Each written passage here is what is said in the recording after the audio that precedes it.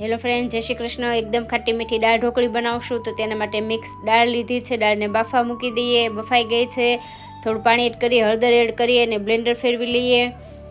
દાળમાં પાણી ઉમેરી અને દાળને ઉકળવા મૂકી દઈએ। એક વાટકો સિંગદાણા એડ કરીએ, મીઠું ને ગોળ એડ કરીએ, ચણાનો લોટ, રોટલીનો લોટ, અજમા, હિંગ, હળદર, ધાણા જીરું, મરચું, મીઠું, તેલ એડ કરી લોટ બાંધી લુવા કરી લઈએ। હવે રોટલી જેવી એકદમ પતલી એવી ઢોકળી વણી લઈએ।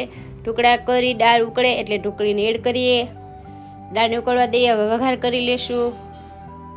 ખડા મસાલા લીધા છે અને આખી મેથી લીધી છે, રાઈ, જીરું, આદુના ટુકડા, લસણના ટુકડા, મરચીના ટુકડા, ટામેટા, કાંદાના ટુકડા, હિંગ, ધાણા જીરું, લાલ મરચું, ગરમ મસાલો એડ કરીએ।